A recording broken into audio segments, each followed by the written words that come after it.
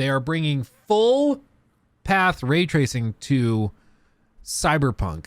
And so I'm just going to play this little video, and I want you to remember that all of the footage you're seeing is running on a 4090, okay? The highest end hardware. Just buckle up. Buckle up for this.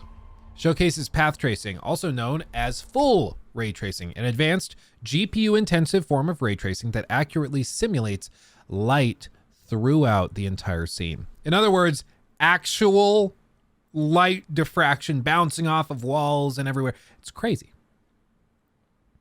It's wild. And previously, this is something that like you could only do in like feature-length films where it takes 20 minutes to render a single frame on a server farm, right? Like this has never been something that you could really realistically do in a AAA like open world video game. It's outrageous.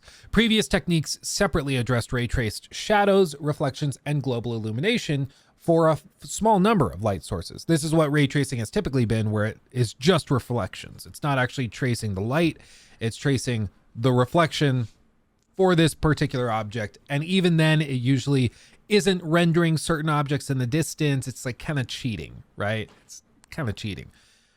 This is the full thing. Full ray tracing models all properties of light from an unlimited number of emissive sources, delivering physically correct shadows, reflections, and global illumination on all objects.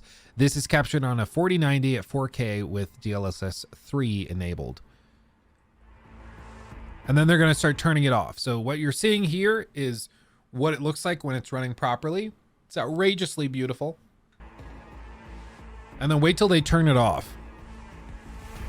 And you'll realize like, okay, this is what I've been playing with. Off. It looks like garbage. Okay, it doesn't look like garbage, but it's way worse.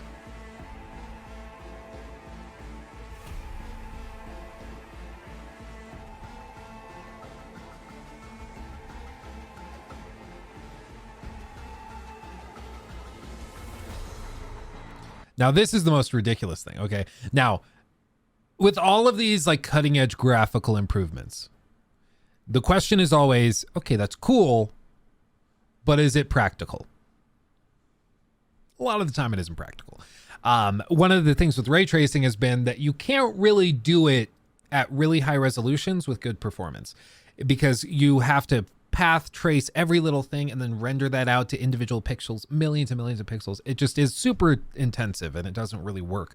So what NVIDIA has started doing is they have, an AI trained to use deep learning super sampling to actually upscale images. So they only have to render it at 720p, which is much easier to do.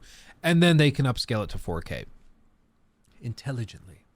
And you're going to see just how freaking important DLSS is for something like this. It's outrageous. On a 4090 with the full ray tracing, I'm assuming they say 4K. I think they said 4K is what it's running at. So 4K resolution, it runs at 16 FPS on a 4090, like a $1,500 graphics card. 16 frames. With DLSS turned off. Yeah, I backed up for a second, okay? DLSS 3, they can get 127. That's ridiculous. Now, I can point out, I'm sure when you're playing it, it's harder to point this out, but with the video recorded, it's easier to look in the corners and see the stuff that artifacts and is blurry and things like this. But I will say, like, I can tell the difference between a DLSS 3 enabled screenshot and a screenshot of regular gameplay natively. It is way sharper when it's native, absolutely. But to be real, DLSS 3 and the frame injection system that they have is outrageous. It's so stupid good. Like, there's a little ghosting on certain objects, but man, it's good. If your core frame rate is at like 127 with DLSS 3 before you add the frame injection, you can get up to like 200 frames easy. It basically doubles it and there's no real artifacting. It's outrageous. It's ridiculous.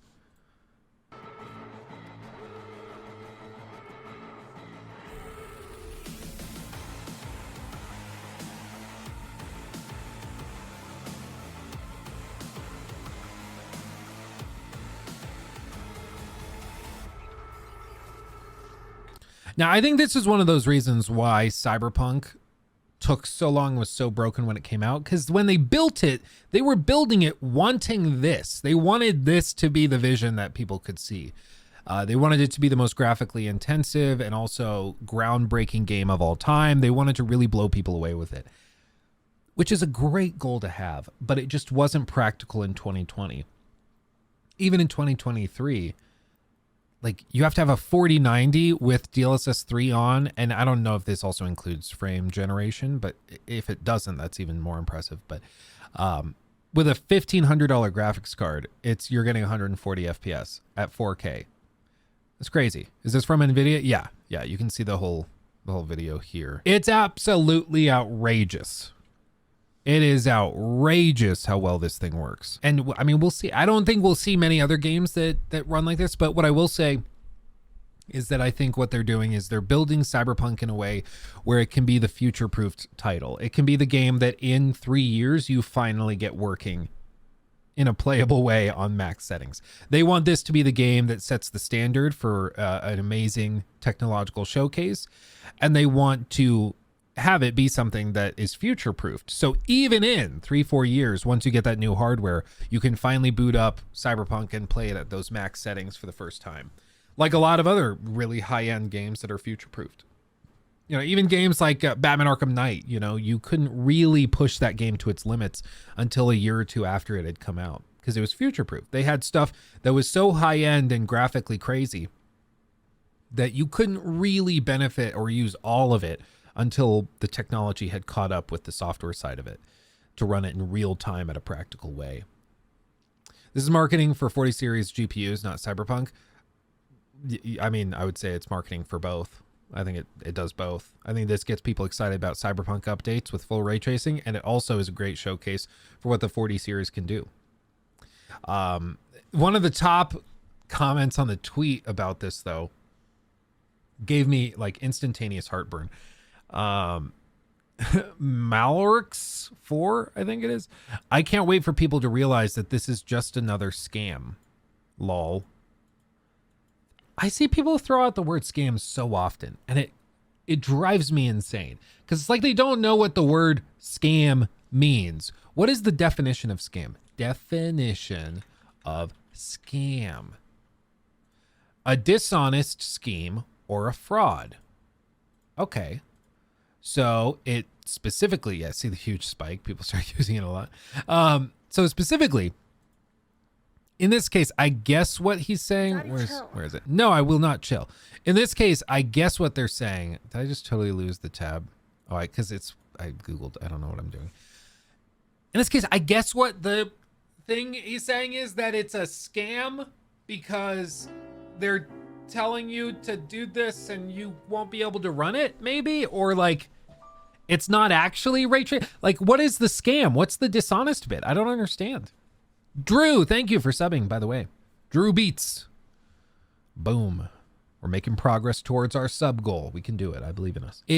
I think what he's saying is that our ray traced stuff is not worth the investment in the hardware. So eventually they'll pull out of it. Eventually they'll stop doing this. They'll no longer be doing the ray tracing thing, and they'll move on to another sort of gimmick to market their products. Because if you recall, back in like the early 2010s, it was all those like NVIDIA hair physics or physics hair, whatever it was. You remember that? That was even in The Witcher 3. They had the physics for the Geralt's hair was like one of the super high-end features that you could crank. And then eventually they moved on and they started doing ray traced stuff with the 20 series. And then they moved into DLSS and the AI upscaling and stuff like that. And I don't know what the next generation of stuff will be. Personally, Mark, I would say take this as a prediction. This is my guesstimate, okay? So feel free to clip this so that we can look back on it in the future. I think what's going to happen is the next big thing in gaming that NVIDIA is going to start pushing is AI, because NVIDIA has made massive investments in artificial intelligence processing, and they've already expressed interest in partnering with Microsoft for OpenAI stuff. And I would guess that in maybe 2-3 years, we'll start to hear at NVIDIA showcases less about ray tracing and a lot more about how they can now compute realistic language algorithms to have conversations with NPCs based on what the writers have built out on their character archetypes and things. I think you're going to start to see some crazy stuff. And graphics cards, like the 50 and 60 series, you'll probably start to see graphics cards that come with AI specific chips built into them that are specialized in that type of computational process. I think that's what's happening. That's my prediction.